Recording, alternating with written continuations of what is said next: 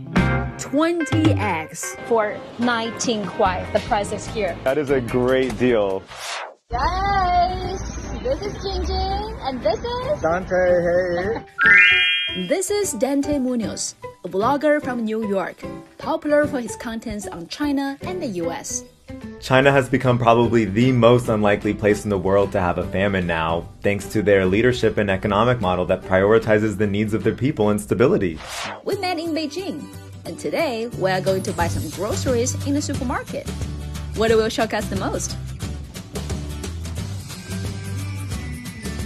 I don't even know the price of eggs in the United States right now. I stopped looking. why? Because it makes me sad that I can't afford them. Eggs? You cannot afford eggs in the US? It just feels like a luxury. I could afford them, but I choose not to. Well, look at this. This is 20 eggs. for 19 kwai. What? 20 eggs.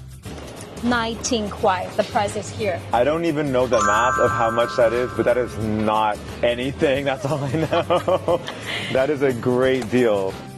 Sushi is a little bit expensive, but this is like almost 60 kwai. That is like $9 US. Is that cheap or is that expensive? That is ridiculously cheap for how fancy that is. The sushi, Really? Yeah, just getting like plain sushi in the US would be like maybe $14, $13 in New York City. China does not have a food issue. Everyone tells me, like, oh, you know, China's socialist and all their people are going to go hungry because they're socialist. I think because China has struggled through so many real problems in their past, they take that really seriously now. Yeah. And in the United States, you can go look up our government statistics on it. Food insecurity is a real issue. There are lots of kids who maybe they could get some food if they like needed it, but they just don't have it. They go to bed hungry. There's food everywhere in the United States, but our system doesn't prioritize keeping eggs at these affordable prices. Because this is what our society is about. To make sure the majority of the people's needs are met.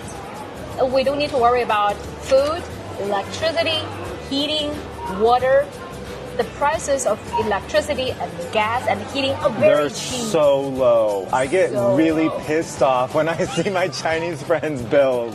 The Wi-Fi is so fast here, and my Wi-Fi bill is like almost $100. I split it with my roommate, but it's ridiculous, and it's not even reliable.